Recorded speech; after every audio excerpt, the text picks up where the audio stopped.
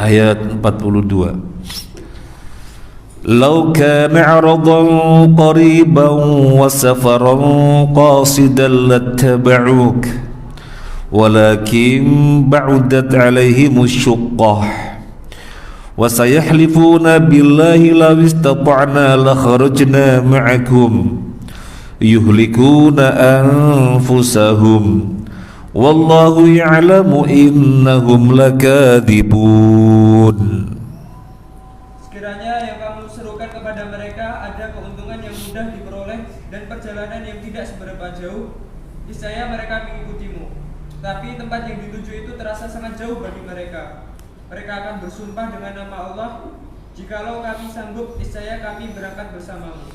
Mereka membinasakan diri mereka sendiri, dan Allah mengetahui bahwa mereka benar-benar orang yang berdusta. Ini taubih minallah. Taubih artinya celaan dari Allah. Kepada siapa? Lau kan 'aradan qariban wa safaran qasidan lattaba'uk. Kalau arodon qariban ada keuntungan jelas, banyak ghanimahnya, dan secara kalkulasi kaum muslimin pasti menang ini. Jadi ada keuntungan yang dekat, arodon qariban, keuntungan yang dekat.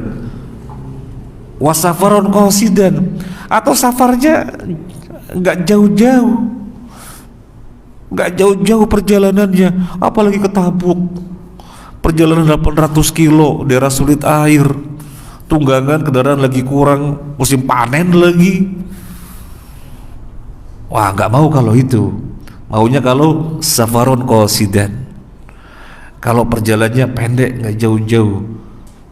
Misalnya mereka akan mengikuti kamu, wahai Muhammad sallallahu alaihi wasallam. Walakin ba'udat alaihimus syuqqah. Tetapi kalau ba'udat jauh, secara hitung-hitungan keuntungannya jauh, nggak bisa diperkirakan.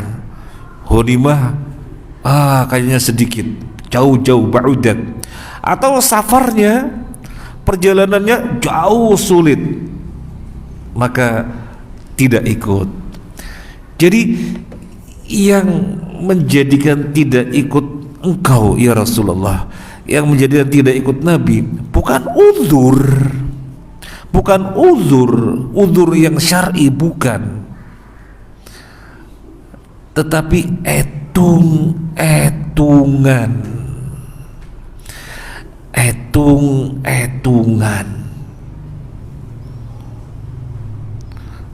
Jelas nih, banyak ghanimahnya, deket lagi ngikut.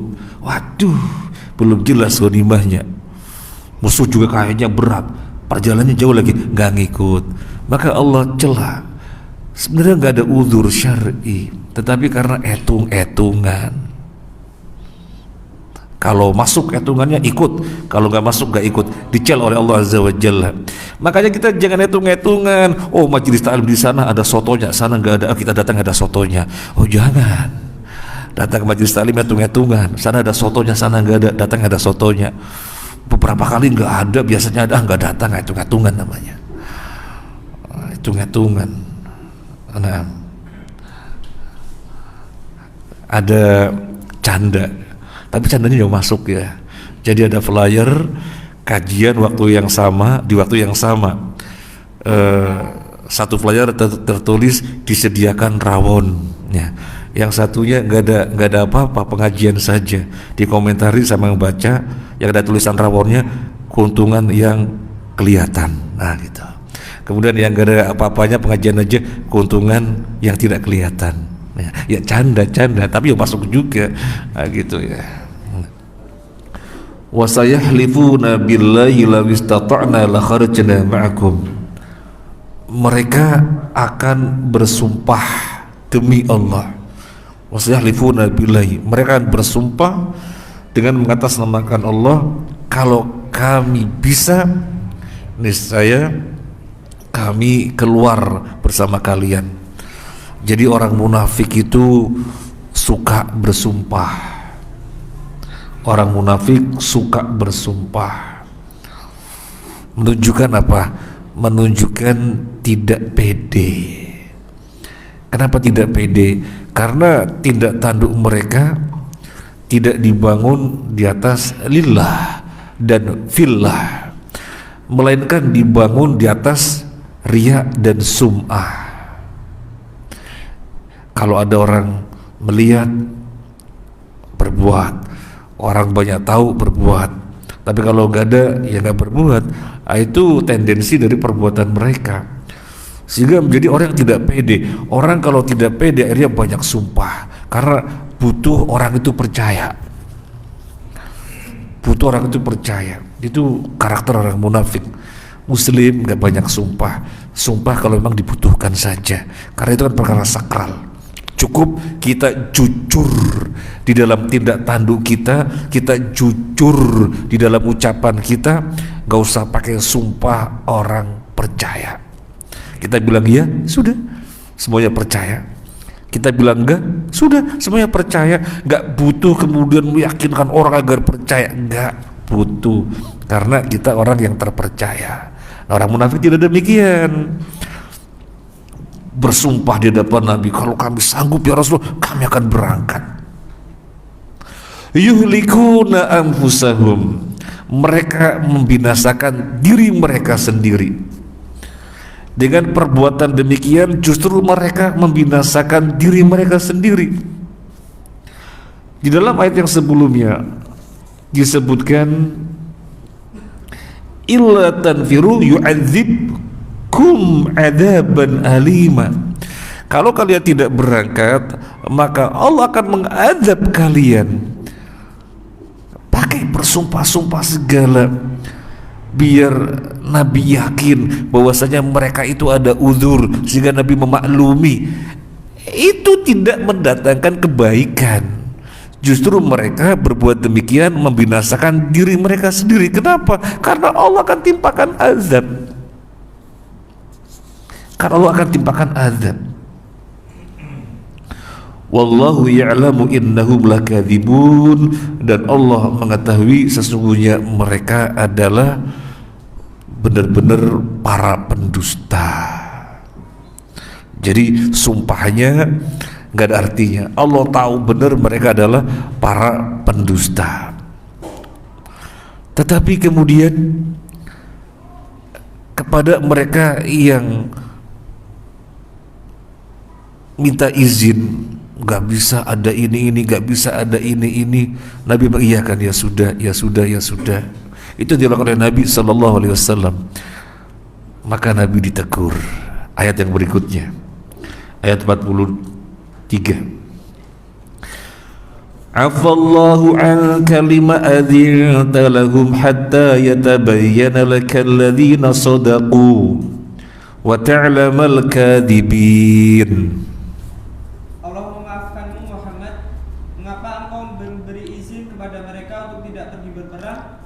Belum jelas bagimu orang-orang yang benar-benar berhalangan, dan sebelum engkau mengetahui orang-orang yang berdusta. Nabi ditegur sallallahu alaihi wasallam. Afallahu anka, Allah memaafkan kamu wahai Muhammad sallallahu alaihi wasallam. Lima adzinta lahum, karena kamu telah mengizinkan mereka. Hatta yatabayyana lakal ladzina shadaqu wa ta'lamal kadzibin, sebelum jelas bagi kamu siapa yang benar dan siapa yang bohong. Kamu langsung iyakan, kamu langsung izinkan, itu salah. Allah memaafkan kamu.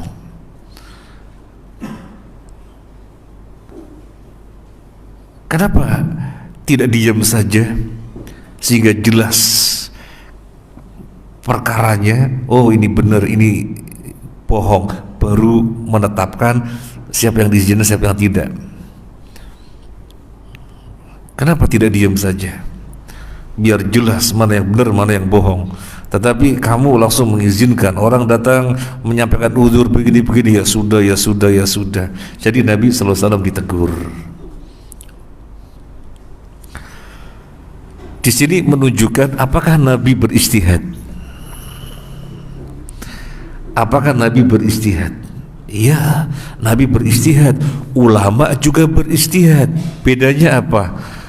Kalau ulama beristihad dan salah, terbiarkan dengan salahnya.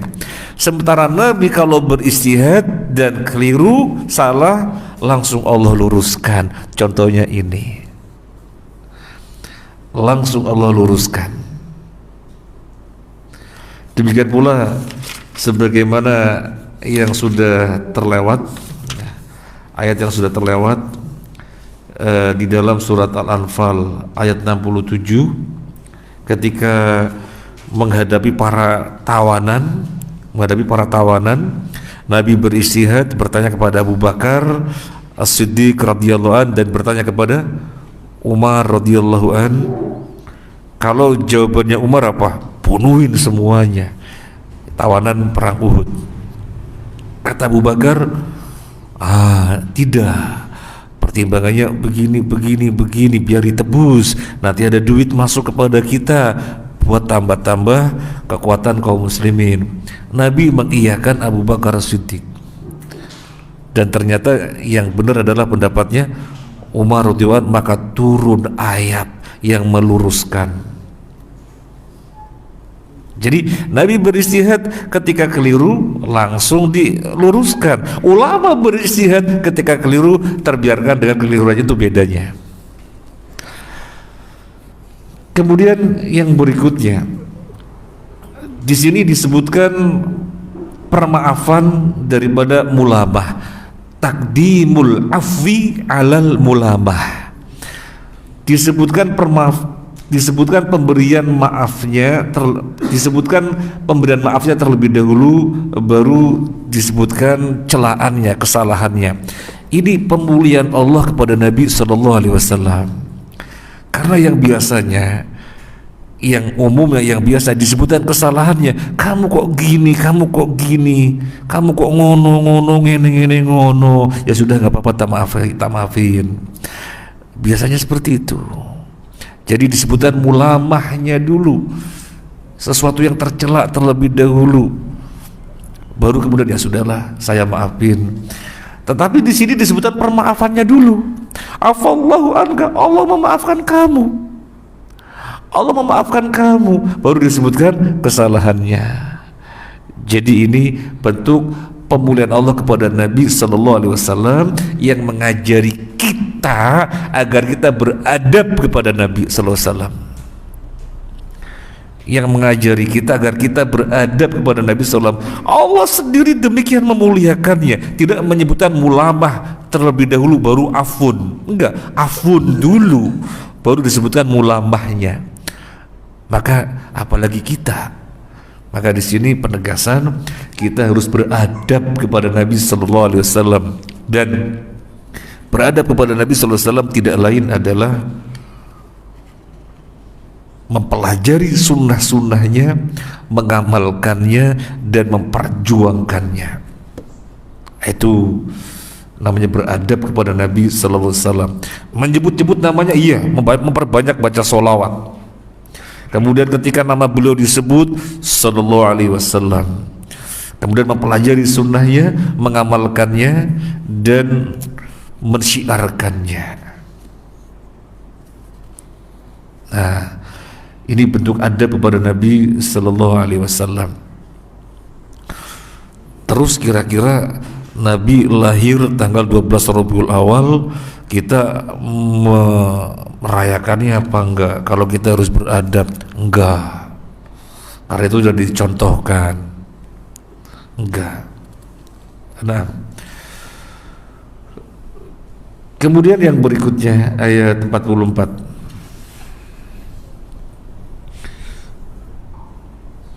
La yasta'dhinuka alladhina yu'minuna billahi wal yawmil akhir. La yasta'dhinuka alladhina yu'minuna billahi wal yawmil akhir ay yujahidu bi amwalihim wa anfusihim. Wallahu alimum bil muttaqin. Orang-orang yang beriman kepada Allah dan hari kemudian tidak akan meminta izin, tidak ikut kepadamu untuk berjihad dengan harta dan jiwa mereka. Allah mengetahui orang-orang yang bertakwa.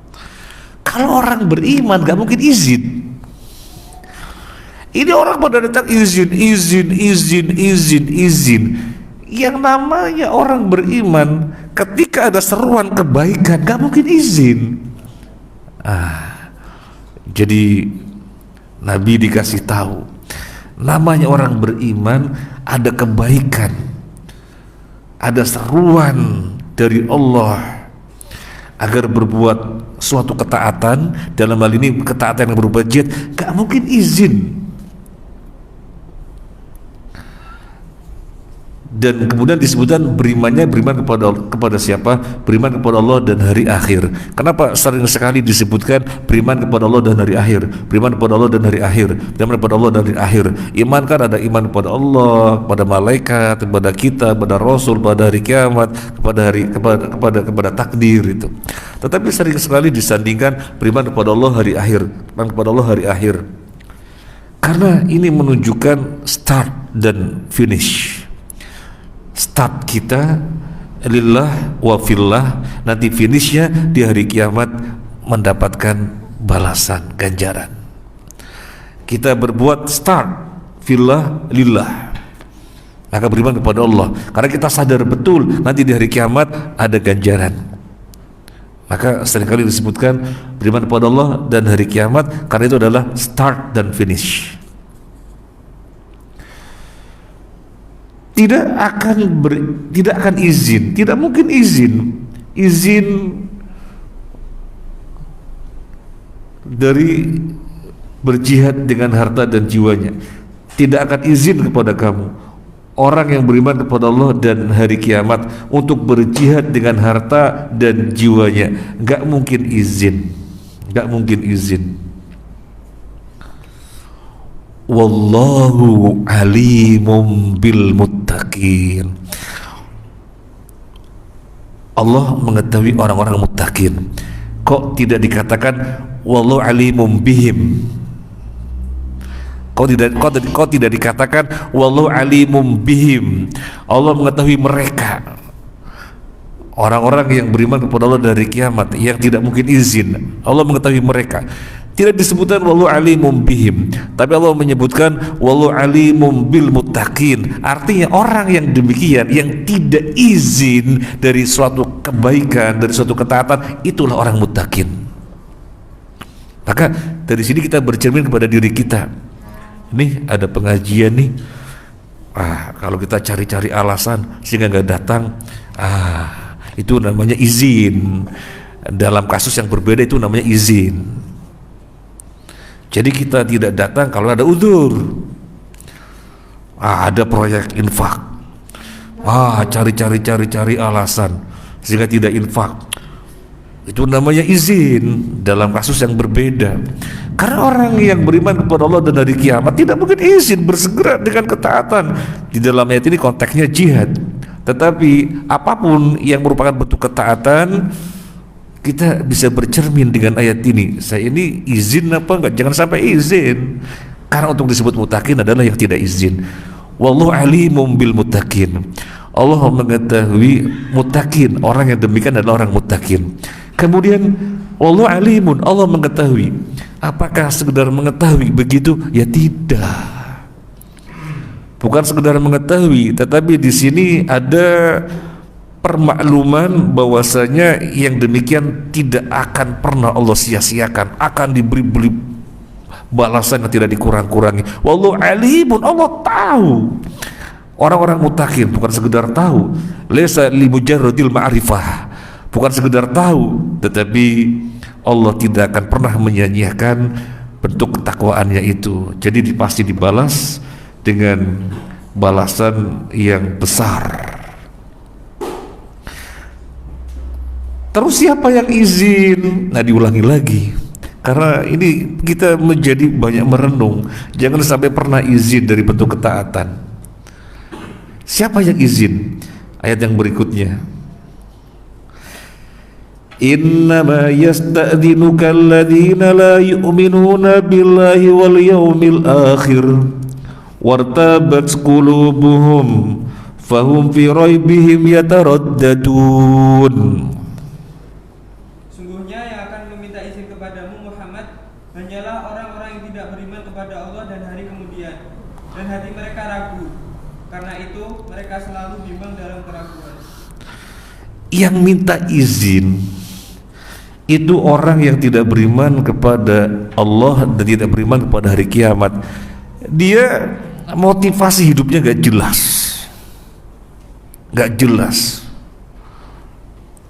start jalan hidup itu gak jelas. Kemudian arah hidupnya kemana ya gak jelas. Itu orang kafir, start hidupnya gak jelas, arah hidupnya kemana gak jelas. Mukmin startnya jelas, lillah wa fillah, arahnya kemana, kampung yang hakiki di akhirat nanti. Maka mukmin beriman kepada Allah dan Rasulnya, startnya jelas, finishnya jelas. Orang kafir startnya tidak jelas, finishnya tidak jelas, karena mereka tidak beriman kepada Allah dan hari kiamat. Wartabat qulubuhum fahum fi rabbihim yataraddadun. Wartabat qulubuhum, hatinya ragu-ragu. Ragu-ragunya bagaimana? Semua bentuk pertanyaan ada pada dirinya. Makanya kan fahum fi rabbihim yataraddadun, di dalam keraguan mereka bolak-balik. Artinya keraguannya sangat kuat sekali. Allah berfirman fahum fi rabbihim yataraddadun, mereka di dalam keraguan mereka yataraddadun, bolak-balik. Kalau kita haji misalnya dari Mahbas Jin ke Masjidil Haram, ada bis yang bolak-balik, gak pernah berhenti, namanya bis apa? Bis Tarodudi. Pokoknya terus bolak-balik, Tarodudi. Ya taroddad itu bolak-balik. Allah berfirman fahum fi rabbihim yataraddadun, mereka di dalam keraguan bolak-balik. Soalnya mereka ada keraguan pada dirinya, dengan segala bentuk keraguan ada pada dirinya. Ini benar gak sih Nabi utusan Allah? Kalau memang utusan Allah kan gak usah susah-susah begini, pasti Allah tolong langsung kasih kemenangan. Masa utusan Allah kok menggerakkan orang untuk menang? Bukan utusan Allah pasti Allah menangkan langsung. Kemudian benar gak nanti kita berangkat kita menang ya? Nah, kita jumlahnya sedikit, musuh banyak, berbagai hal yang menjadikan dirinya ragu-ragu, akhirnya semakin jauh dari ketaatan terkumpul pada dirinya. Nah, orang semacam ini yang izin.